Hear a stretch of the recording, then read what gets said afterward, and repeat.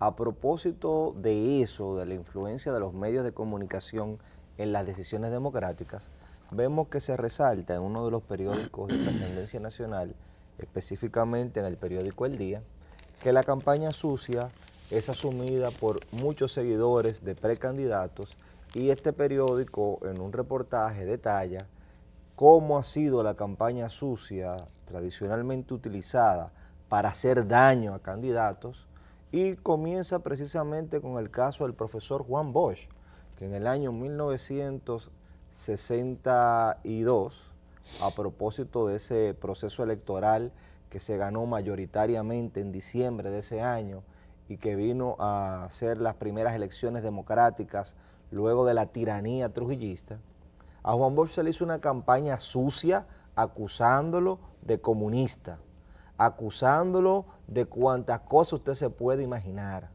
Es muy célebre el debate que mediara el profesor Salvador Pitaluga Nivar entre el profesor Juan Bosch y el sacerdote Láutico García, en donde Juan Bosch, que para muchos, como no tenía un título académico, era una figura que no se conocía en República Dominicana porque había tenido una gran trascendencia en el exilio y en el ambiente intelectual, pero las grandes masas dominicanas no lo conocían, y tuvieron la oportunidad de ver cómo el profesor Juan Bosch tomaba con las argumentaciones claras y precisas todos los argumentos del señor Láutico García y los iba destruyendo uno por uno, hasta terminar el señor Láutico García diciéndole que él no tenía base para haber dicho que él era comunista.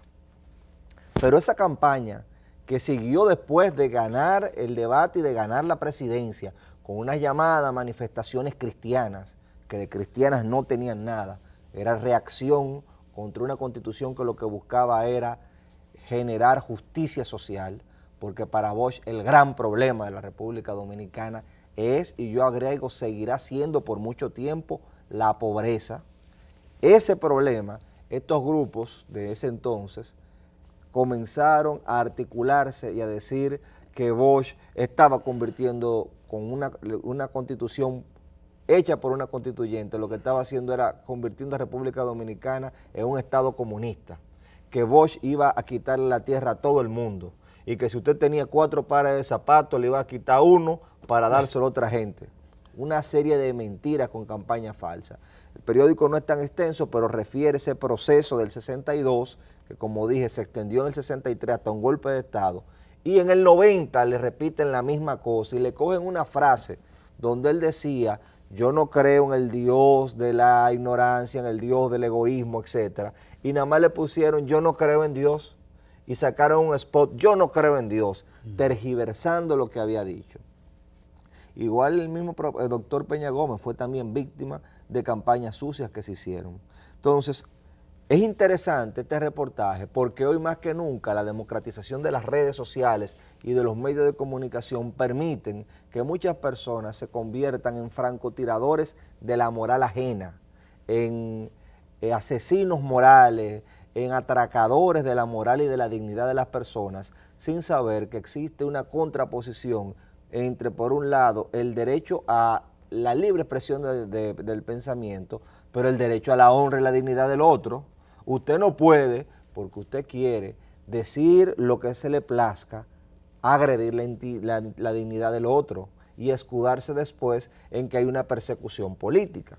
Entonces es interesante este reportaje que menciona cómo en las redes se utilizan para campañas sucias, porque en el día de ayer uno de los precandidatos del Partido de la Liberación Dominicana, el señor Gonzalo Castillo, planteaba precisamente cómo hay que practicar una política basada en la decencia y el respeto.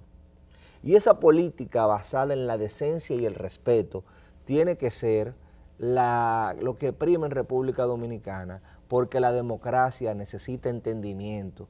Y si usted está empeñado en denigrarme a mí, no a mis argumentos, porque usted puede ser duro con mis argumentos y suave con mi persona, pero aquí es al revés. Aquí, como no se discute en base a argumentos, se es duro con la persona y se es falaz con la persona, o sea, se es falso con la persona, y con los argumentos ni se tocan, porque aquí nadie se quiere ir al debate estructural, al debate sobre los argumentos, al debate sobre cuál es el problema, porque ahí es que se le pone el cascabel al gato. No, se quieren quedar en lo superficial, que fulano no tiene trayectoria, que fulano es una alita corta, que fulano no me gusta, que fulano no es simpático, que fulano es feo.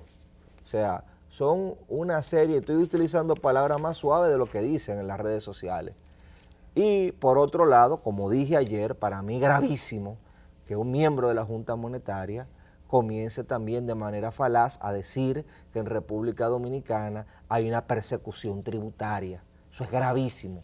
Entonces, este tipo de campaña, que lo dice él, pero entonces esa declaración de un miembro de la Junta Monetaria la toman un grupo de gente para inventarse casos ficticios de personas que han sido perseguidas y para inventarse cuanta cosa usted se imagina. Y usted sabe qué es lo peligroso de eso, que primero daña la democracia porque no hay un debate, pero segundo, deteriora la estabilidad.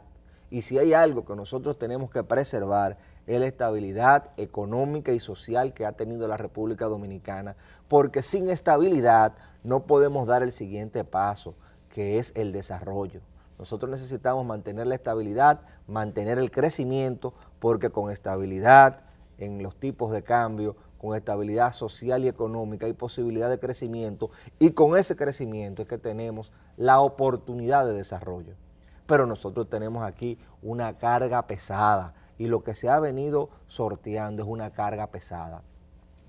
Y dicho este primer elemento de cómo, y apoyando esa consideración de Gonzalo Castillo en cuanto que el debate, al margen de cualquier bandería política, tiene que fundamentarse en la ética y el respeto a los demás.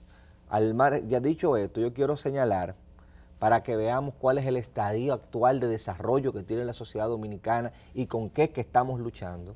Ustedes saben lo que es el mercado nuevo, el denominado mercado nuevo porque no es nuevo. Nuevo sería el Merca Santo Domingo, pero ese no es nuevo. Ese mercado nuevo, donde la carne, aquí estuvo doña Nina del Castillo compartiendo con nosotros en un programa de Ojalá, y nos había hablado de cómo se comenzó a hacer un proceso de inducción para explicarle a la gente que la carne que nos van a vender a nosotros no puede estar en el piso. Un piso sucio, usted no puede tirar la carne y usted no puede tirar donde se mezclan la tierra, los excrementos, el sucio con los alimentos. Entonces, esa porquería, esa posilga que era el mercado nuevo ha sido intervenido. Proconsumidor ha jugado un rol en cómo se va regularizando ese desastre, porque entendemos por un lado que es la fuente de alimentación de muchas personas y el lugar donde se abastecen muchas familias dominicanas, pero también está el derecho a la salud, también está el derecho que tenemos todos a la inocuidad de los alimentos, o sea, que los alimentos que nosotros compramos no nos hagan mal, porque si bien comer es una necesidad básica y el comercio también, la salud es una necesidad básica y que tiene un costo para el Estado. Entonces, en aplicación de la ley 358-05, Proconsumidor tiene un grupo de inspectores que están dándole seguimiento a ese proceso que, como dije, tuvo una fase de inducción en donde se le estaba enseñando cómo deben de manejarse los alimentos, cuáles son los procesos mínimos que se deben de seguir en el tratamiento de esos bienes que son perecederos porque tienen un periodo de vida corta. Usted no puede someterlo a determinadas condiciones, tiene que cuidarlo, tratarlo, porque al fin y al cabo los alimentos como un bien es un bien vulnerable. Si usted me tira un pedazo de carne en el suelo, usted me la va a contaminar, sobre todo si hay aguas negras. Entonces, fíjense qué se dio ayer, y por qué yo digo que este país es sui generis. La directora de Proconsumidor está denunciando cómo un grupo de vándalos agredió a los inspectores que están poniendo en orden ese desorden que hay en el mercado nuevo. Y ha señalado cómo eso no va a ser tolerado y van a ser sometidos a la justicia esas personas que atentan contra el derecho que tenemos todos de tener alimentos de calidad. Porque la ley, que es del 2005, la 358-05, es la que habilitaba a Proconsumidor para garantizarnos a nosotros que los productos que consumimos cumplan con un estándar mínimo. Entonces, cuando esos inspectores van, lo que están es garantizando el cumplimiento de la ley. algo que debió hacerse hace mucho tiempo, pero tuvo que venir una gestión comprometida para meterle la mano a lo que es el mercado nuevo, pero esa ley del 2005, o sea, no es que es una ley nueva la de Proconsumidor, ya tiene ¿cuántos años? Tiene más de 10 años, en el 15 cumplió 10, estamos en el 19, son 14 años que tiene esa ley. Sin embargo, su implementación yo sé que es difícil, producto de nuestra pobreza ancestral, de nuestra debilidad institucional ancestral, pero hay que irle poniendo el cascabel al gato. Entonces, fíjese lo que usted señalaba de la oposición.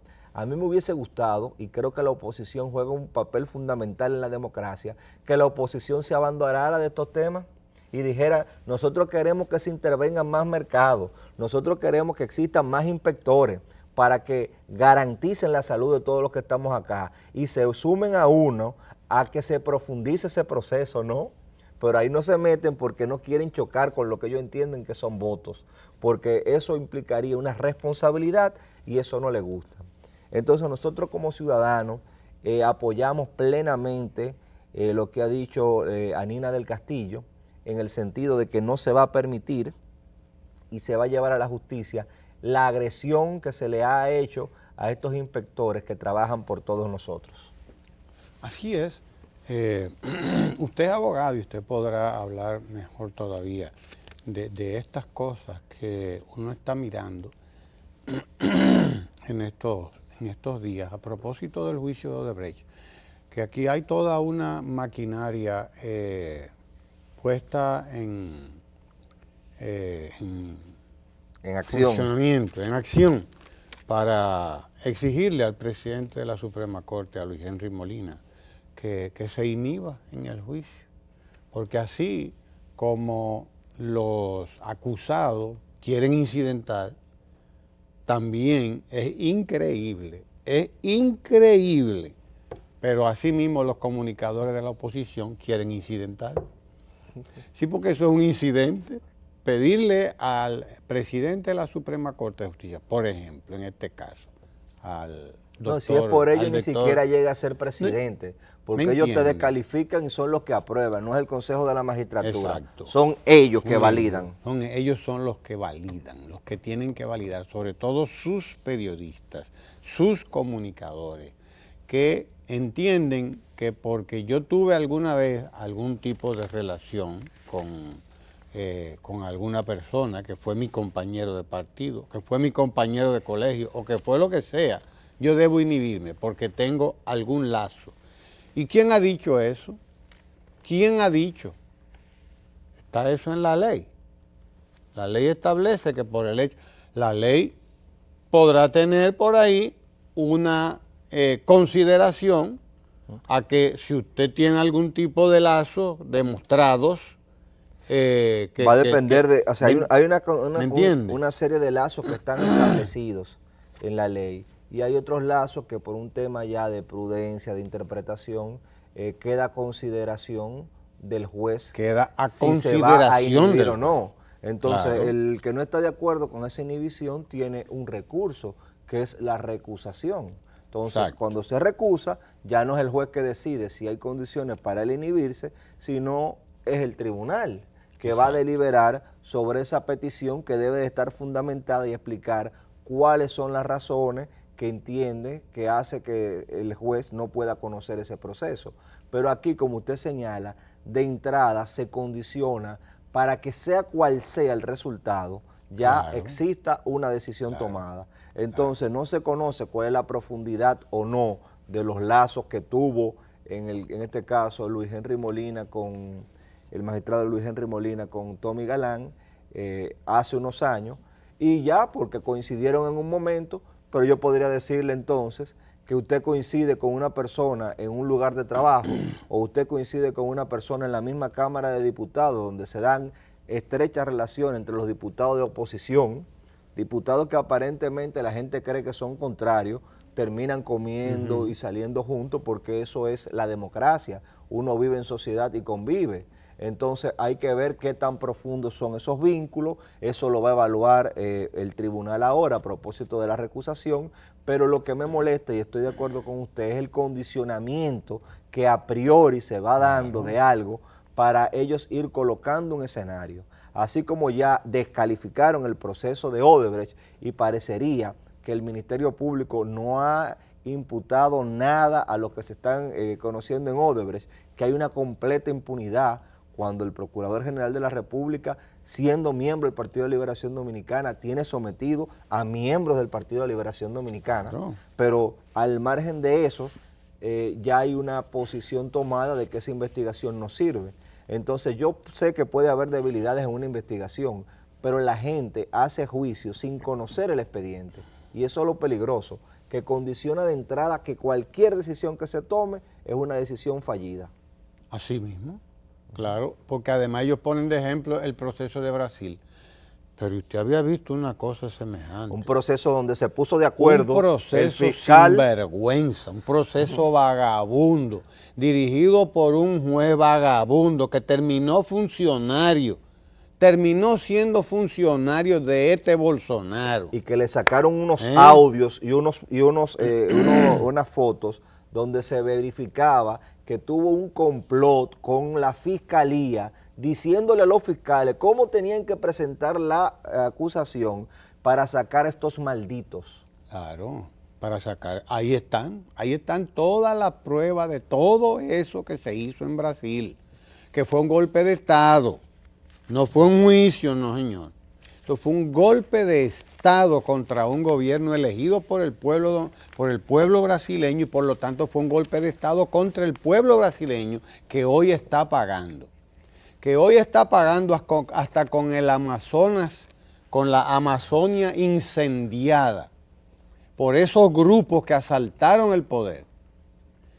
El Amazonas, toda la Amazonía, incendiada prácticamente por casi los 4 costados.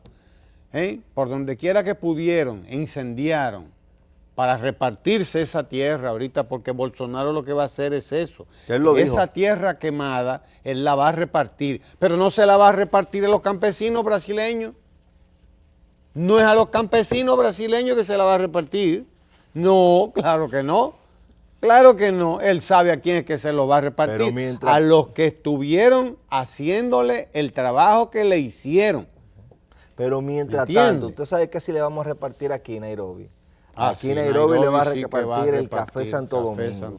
Eso que nosotros necesitamos todas las mañanas para poder compartir con ustedes estos comentarios. Sí, señor. Gracias a Nairobi, gracias al Café Santo Domingo, que no nos pierden pie ni pisada. Gracias a Nairobi, y que nos permiten acumular energías para seguirle explicando a la gente la verdadera verdad. Como o por lo menos la de nosotros. Sí, la verdadera verdad. Porque lo que se hizo en Brasil no fue un juicio. Usted no lo puede poner como modelo de nada. Ahora, si usted lo quiere tomar como modelo de golpe de Estado institucional, de golpe de Estado, sí, así usted lo puede utilizar. Como eso, como arrancarle el gobierno a gente que lo había ganado en buena lid, en buena democracia además. ¿Se acuerda que ojalá grabó una conferencia y transmitió una conferencia de Juan Carlos Monedero, un intelectual español cofundador de Podemos? Y Monedero dijo en esa conferencia, y lo había dicho en otros foros, que la penetración que se daba en el contexto de la Guerra Fría vía los organismos represivos a los cuales se le daba una asesoría, porque en esa época estaba de moda lo que era la contrainsurgencia y había que evitar el peligro comunista, y en función de evitar el peligro comunista había una cooperación militar con los cuerpos represivos donde se formaban a los militares. Ahí está, por ejemplo, en Centroamérica había un centro de formación que terminó formando la Operación Cóndor. Claro.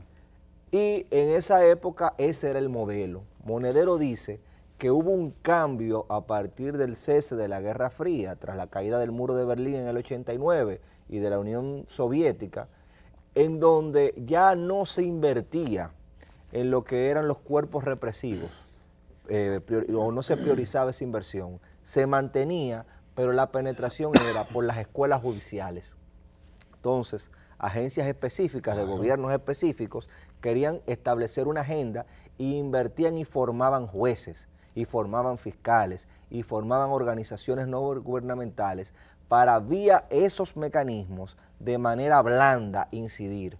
Y él dice que hubo un secuestro de los jueces y de los fiscales en esas supuestas escuelas de formación que vendrían a ser el equivalente de lo que hacían en los cuerpos represivos en el contexto de Guerra Fría esas mismas agencias. En otras palabras, se sustituyeron los militares, que eran los que daban los golpes de Estado, por los jueces. Entonces usted se encuentra con eso que pasa en Brasil, en donde el rol que jugaban en un golpe de Estado los militares, comienzan a dar los jueces, que cuando usted se pone a ver, son adoctrinados y fueron cooptados por esas agencias.